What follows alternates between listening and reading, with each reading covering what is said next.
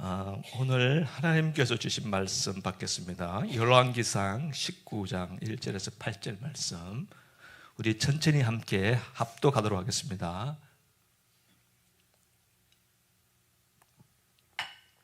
시작.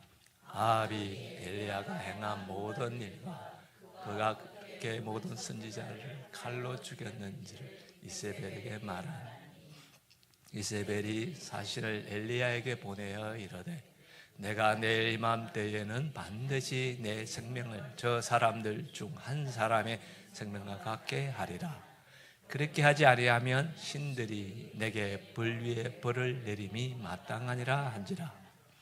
그가 이 형편을 보고 일어나 자기의 생명을 위해 도망하여 유다에 속한 브엘세바에 이르러 자기의 산을 그곳에 머물게 하고, 자기 자신은 강야로 들어가 하룻길쯤 가서 한 로뎀나무 아래에 앉아서 자기가 죽기를 원하여 이르되, 여호와여 넉넉하오니 지금 내 생명을 거두시옵소서. 나는 내 조상들보다 낫지 못하나이다 하고 로뎀나무 아래에 누워 자더니 천사가 그를 어루만지며 그에게 이르되, 일어나서 먹으라 하는지라. 본적 머리맡에 숯불에 구운 떡과 한 병에 물이 있더라. 이에 먹고 마시고 다시 누웠더니 여호와의 천사가 또 다시 와서 어루만지며 이르되, 일어나 먹으라. 내가 갈 길을 다 가지 못할까 하노라 하는지라. 이에 일어나 먹고 마시고 그 음식물 힘을 의지하여 40주 40야로 가서 하나님의 산 호렙에 이르니라. 아멘. 요즘 세계가 기상이변으로 인해서 참 어려움 당하신 분들이 많은 것 같아요. 우리 대한민국만 하더라도 어떤 지역에는 100년 만에 폭우가 내려서 많은 인명피해를 입은 지역도 있습니다. 이런 뉴스를 볼 때마다 자연이 얼마나 무서운지, 그 힘이 얼마나 무서운지를 실감하게 됩니다. 자연의 힘 앞에 참 인간은 참 무력하구나, 그런 생각을 많이 해요. 이처럼 우리도 신앙생활을 하면서 이런 생각을 할 때가 많아요. 하나님을 믿으면서도 홍수로 인해 어려움 당하신 분들처럼 영적인 침체, 영적인 홍수를 당해서 어려움 당하는 그런 일들도 우리에게 있습니다. 어쩌면 여러분 중에서는 이미 그런 시간들을 보내신 분도 계시고, 어쩌면 지금도 그 시간을 보낸 분들도 계실 것입니다. 또 어쩌면 앞으로 우리가 살아가면서 그러한 일들이 없으란 법이 없는 거예요. 누구에게나 삶의 홍수가 찾아올 수 있습니다. 물론 우리가 그런 고난과 시련이 안 와야겠죠. 그러나 우리의 인생이 우리의 마음대로 되지 않잖아요. 모든 것이 하나님 안에 있는 줄로 믿습니다. 그래서 우리는 겸손히 하나님 앞에 엎드릴 수밖에 없지 않는가, 그런 생각을 하게 돼요. 오늘 본문 말씀을 여러분 생각해 보세요. 본문 말씀은 엘리야의 이야기예요. 엘리야는 기원전 9세기에 활동했던 하나님의 선지자입니다. 유명한 분입니다. 당시에 하나님의 말씀을 선포하고 하나님의 사명을 능력 있게 감당했던 그런 인물이에요. 오늘 본문 말씀이 있기 전에 18장에 가보면 어떤 사건이 일어나냐 하면은, 엘리야가 활동했던 그 시대가 언제냐 하면은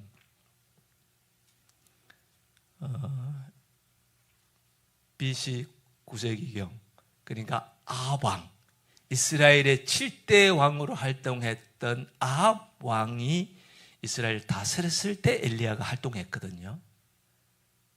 그때 그 아합 왕의 부인 되는 분이 계세요. 그분이 이름이 뭔지 아세요?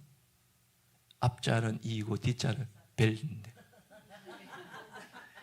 이세벨, 네, 왕비죠, 왕비. 이세벨은 이방 나라에서 이스라엘의 왕비가 되어서 오게 된 겁니다. 그런데 이 이세벨이 이방 나라에서 올 때에 자기가 섬겼던 바알과 아세라 신들을 가지고 왔어요. 왕궁에 가지고 왔고 이것을 왕에게 설득을 해서 우리가 바알과 아세라 신을 잘 섬겨야 우리나라가 번성합니다. 여러분, 사랑하는 아내가 남편을 꼬드기면, 꼬드기는 많은 전문 용어니까 이런 데 쓰면 안 되는데, 유혹을 하면 남편들이 넘어가요, 안 넘어가요? 그렇죠. 남편들이 아내의 말에 안 넘어갈 사람이 없어요. 안 넘어가는 분이 있어요. 그분은 정상적인 분이 아니세요. 네. 노후가 심히 염려되는 신분들입니다. 그런 분들은. 그러니까 노후를 잘 보내시려면 그냥 와이프의 말을 잘 순종해야 됩니다.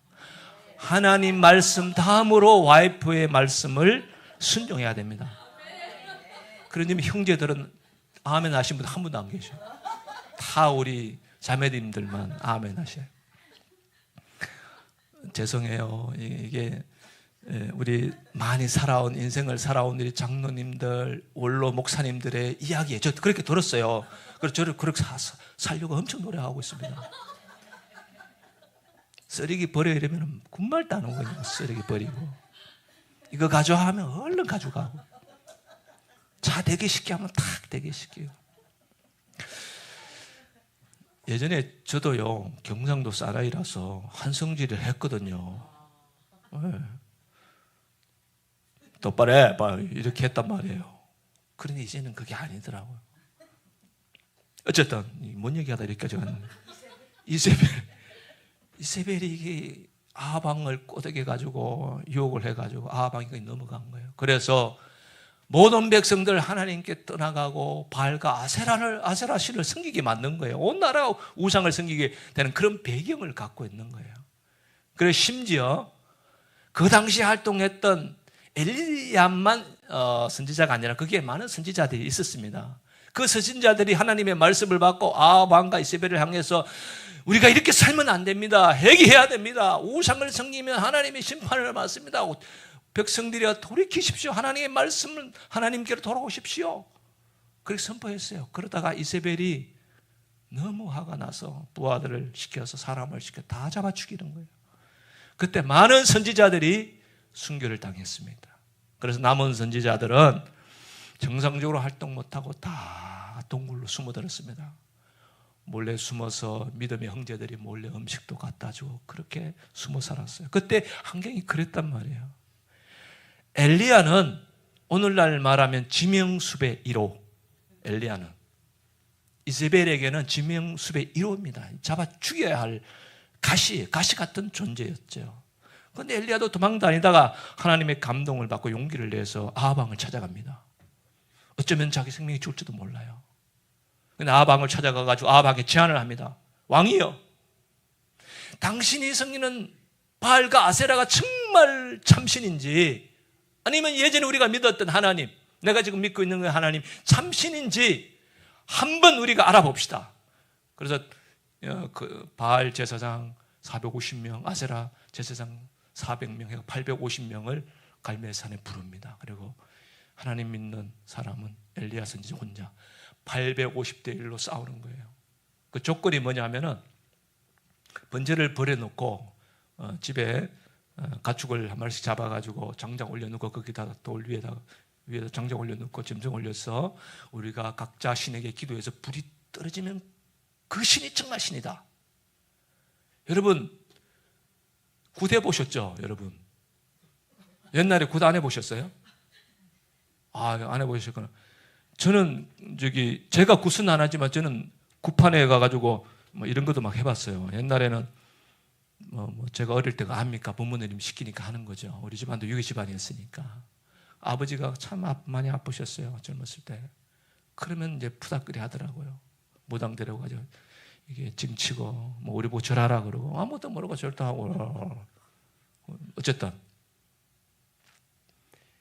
그런 푸닥거리를 하는 거예요. 이방 신을 섬기는, 우상을 섬기는 선지자들이 그렇게 하면서 자기를 믿는 신이여 와서 불을 내려주세요. 하루 종일 해도 불이 안 내려오는 거예요. 그래서 엘리야가 보다 보니까 이 사람들아 이제 내 차례야 하고 엘리야가 기도합니다. 오늘 말씀 한번 보세요. 예, 우리 한번 읽어볼게요. 시작. 여호와여 내게 응답하소서. 내게 응답하소서. 이 백성에게 주 여호와는 하나님이신 것과 주는 그들의 마음을 돌이키심을 알게 하옵소서 하며, 엘리야가 간절하게 기도하자요. 불이 내려왔을까 안 내려왔을까요? 불이 떨어졌습니다. 이건 기적이죠.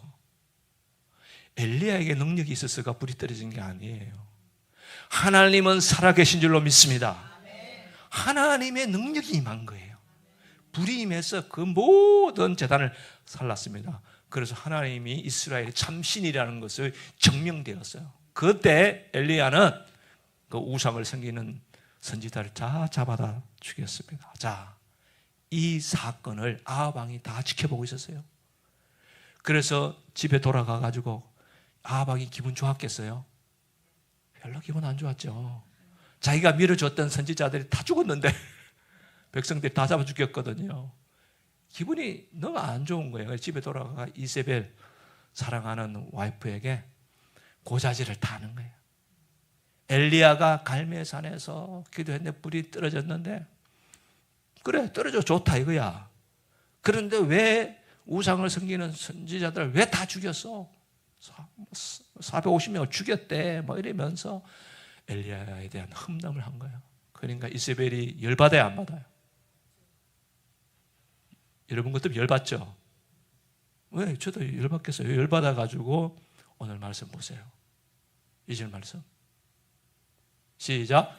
이세벨이 이러되 내가 내일 이맘때는 반드시 내 생명을 저 사람들 중 한 사람의 생명과 같게 하리라. 그렇게 하지 아니하면 신들이 내게 벌 위에 벌을 내림이 마땅하니라 한지라. 여러분 보세요. 이세벨이 사신을 보내서 이렇게 말합니다. 엘리야에게 내가 이스라엘의 왕비로서 왕비직을 걸고 너는 반드시 내가 죽인다. 사생결단을 하는 거예요. 그러니까 이 말을 엘리야가 듣고 큰 충격을 받습니다. 충격을 받아가지고 어떻게 하냐면은 4절 말씀 보세요. 시작. 자기 자신은 강야로 돌아가 하룻길쯤 가서 함노랫나무 아래에 앉아서 자기가 죽기를 원하여 이르되 여호와여 넉넉하오니 지금 내 생명을 거두시옵소서. 나는 내 조상들보다 낫지 못하이나 하고, 엘리야가 그 사신의 말 한마디, 이세벨의 말을 전해준 사신의 말을 듣고 어젯만 해도 성령 충만했던 엘리야가 하루아침에 낭떠러지에 떨어지는 거예요. 무서워서 생명이 두려워서 강야로 도망갔습니다. 먼 강야로 도망갔습니다. 여러분 여기서 한번 생각해 보세요. 엘리야가 왜 도망갔어요? 왜 도망갔을까요? 그래 죽을까 봐 뭐가 두려워서. 그렇죠? 두려워서, 죽을까 봐 두려워서 도망을 갔습니다. 자, 여러분 우리 신앙생활에 있어서요,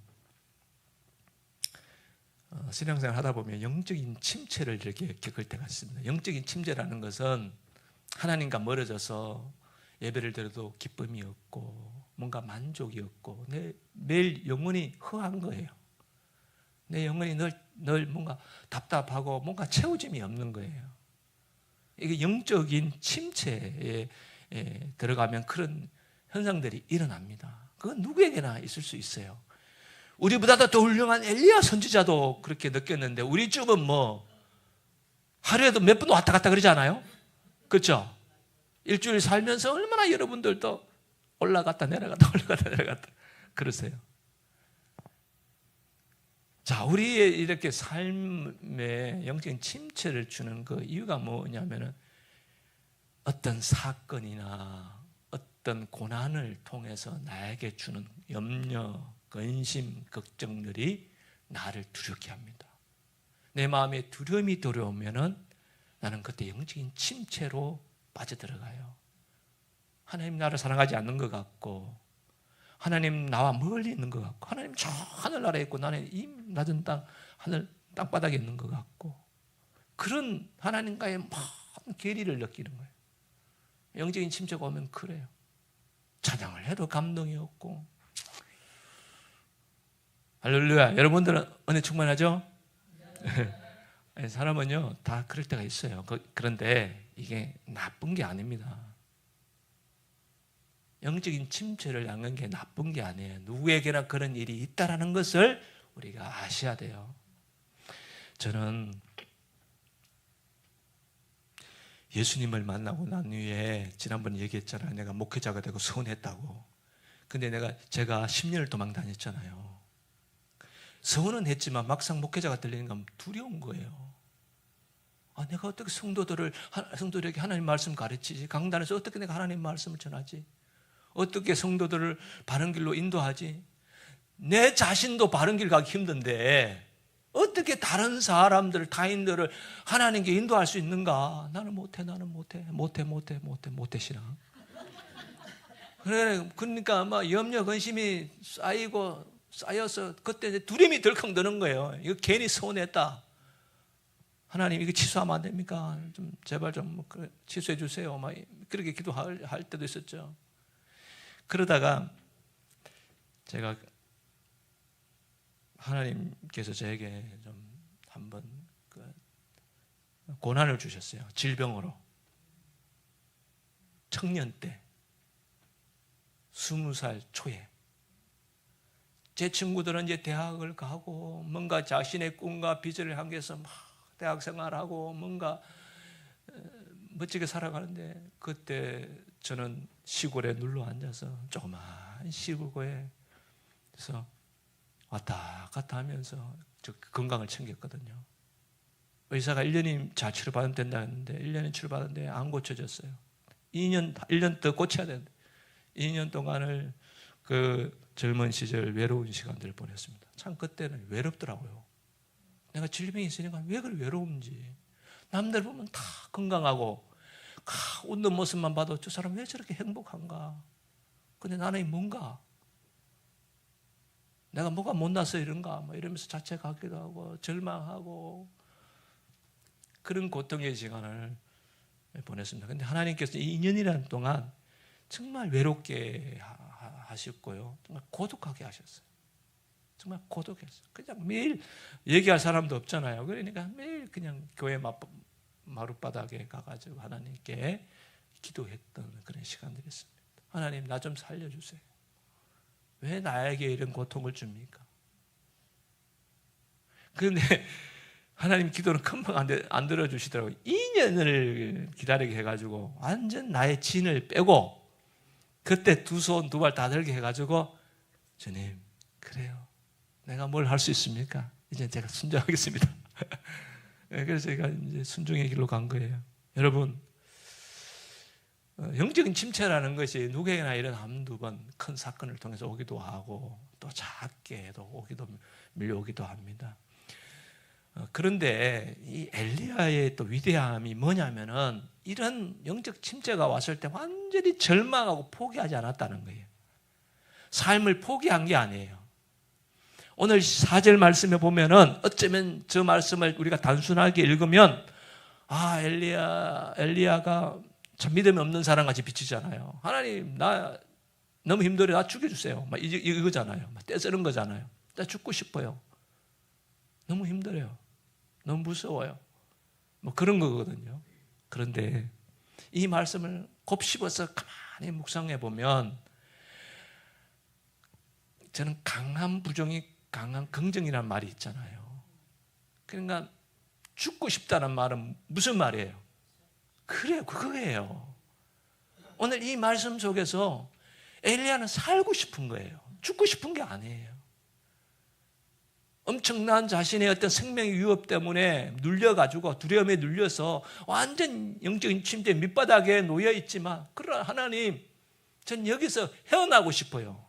일어서고 싶어요. 회복되고 싶어요. 이 엘리야의 간절한 기도입니다. 할렐루야. 그래서 엘리야는 강야로 나갔습니다. 여러분, 저와 여러분들에게도 강야가 있어야 됩니다. 이 강야는 어떤 곳이냐? 하나님과 나만이 만나는 장소입니다. 엘리야가 강야로 간 것은요, 산을 너 따라오지 마, 하룻길 걸어서 강야 깊이 들어간 거예요. 거기에는 생명도 없고 먹을 것도 없고 아무것도 없습니다. 정말 그곳에서는 누구하고 대화할 사람도 없고 오직 누구를 바라보아야 합니까? 하나님밖에 없는 거예요. 엘리야는 하나님만 바라본 거예요. 하나님 앞에 죽음에 그 직면하면서까지 하나님을 찾은 겁니다. 이 놀라운 엘리야의 신앙의 모습을 보게 돼요. 우리들도요, 이 강야, 영적 침체가 있을 때는 강야로 찾아가야 되는데, 그 강야가 여러분 골방이 될 수도 있고요, 그게 어느 곳이든 여러분이 기도하는 장소가 그것이 강야예요. 하나님과 만나는 장소. 그곳에서 여러분 이 기도의 끈을 붙잡으면 하나님께서 일하세요. 할렐루야. 우리가 할 수 없어요. 내가 할 수 있는 게 아니거든요. 여러분 여기에 연세되신 분도 많이 계시지만 우리의 인생이 내 마음대로 내 계획도 다 되던가요? 안 됩니다. 정말 하나님의 이끄심이 있어야 돼요. 엘리야는 바로 이 강야에서 하나님을 만난 거예요. 멋지지 않습니까? 그런데 엘리야 기도 보세요. 수준이 정말 보통 수준이 어린아이 수준이에요. 그죠? 기도 어린아이 수준이 진실했다는 거예요. 하나님 앞에 진실했다는 거예요. 정직했다는 거예요. 자기의 감정을 정직하게 하나님 앞에 말한 거예요. 하나님, 나 죽고 싶을 만큼 힘들어요. 이 말이거든요. 여러분, 고통 가운데 있는 사람이 하나님 앞에 딱 나오셔가지고, 하나님, 내가 이런 고통이 있는데, 뭐, 건질라면 건지고, 말라면 마세요. 뭐, 그런 분이 어디 계세요? 지금 내일이 중요한, 모레가 중요한 살이 달렸는데, 그런 사람들에게 뭐, 기도가 정상 뉴스 같이 뭐, 다 멋지게 할 수 있나요? 그냥 주님 하잖아요. 그렇죠? 그냥 주님. 그 주님 안에는 다 들어가 있는 거예요. 내가 너무 힘듭니다. 주님 좀 도와주세요. 자, 그때 어떤 일이 일어났냐면요, 이 엘리야의 이 진실한 이 기도 속에 오늘 말씀 다음 한번 넘겨주실래요? 네, 다음 넘기시고, 자, 5절 말씀 다 같이 읽어볼게요. 시작. 로뎀 나무 아래에 누워 자더니 천사가 그를 만지며 그에게 일어나서 먹어라. 할렐루야. 이때 어떤 일이 일어났나요? 하나님이 천사를 보내서 쓰러져 있는 엘리야를 어루만져 주셨어요. 이게 놀라운 영적인 비밀입니다. 우리가 아무리 고난 가운데, 영적 침체 가운데 놓여 있어도 우리가 강야의 자리에서 주님을 바라보고 기도의 끈을 놓지 않고 있는 사람들에게는 하나님의 만지심이 반드시 있는 줄로 믿습니다. 이게 놀라운 영적 비밀이에요. 그러니까 여러분, 하나님 믿으시다가요, 힘들고 어렵다고요, 마음을 내리시면 안 됩니다. 누구나 힘들죠. 힘든 순간도 있죠. 그렇지만 그 힘든 순간 속에서도 이 기도의 끈을 하나님 앞에 잡고 있어야 됩니다. 그럴 때 하나님 만지세요. 이 어루만짐이라는 것은 이 두 가지 영적인 의미가 있는데, 악한 사람들에게는 하나님의 심판으로 만지세요. 저도 하나님께 채찍질 몇 번 맞아봤거든요. 말 안 들어가지고. 채찍질해서 이제 바른 길로 가게 하는 거죠. 그리고 하나님의 사람들에게, 엘리야와 같이 영적 침체에 빠져 있는 하나님의 자녀들에게는 하나님께서요, 회복의 길로 인도하세요. 이 어루만지심은 우리를 일으켜 주세요. 우리를 안아주시고 우리를 하나님의 사랑으로 품어주십니다. 이런 은혜가 여러분 삶 가운데 일어나기를 축복합니다. 하나님은요, 우리와 실체, 인간의 모습으로 우리에게 나타나지 않지만 기도 가운데 하나님의 영이 우리 가운데 임할 수도 있고 하나님의 말씀으로 우리를 감쌀 수도 있고 천사를 보내서 우리들을 위로할 때도 있습니다. 어쩌면 우리 여러분 좌우에 있는 분들이 천사예요. 보세요. 우리 예수한계교회 천사들 다 천사들이에요. 이분 천사들이 때로는 여러분들이 천사가 되어서 여러분들에게 위로하고 격려해요. 얼마나 소중한 분들이에요. 함께 아름다운 신앙생활 이어갈 수 있기를 축복합니다. 사랑하는 성도 여러분, 엘리야가 영적 침체에서 강야에서 하나님을 찾았을 때 하나님께서는 그를 찾아가 어루만져 주셨던 것처럼 지금도 BC 9세기에 엘리야에 임했던 그 하나님이 21세기에 살아가는 지금 우리에게도 동일하게 함께 하신다는 거예요. 할렐루야. 그때의 하나님과 지금의 하나님이 다른 게 아니에요. 동일하세요. 여러분들이 정말 하나님 앞에 진실된 마음으로 나가면 하나님 우리를 품어주세요. 이런 은혜가 여러분 삶 가운데 일어나기를 축복합니다.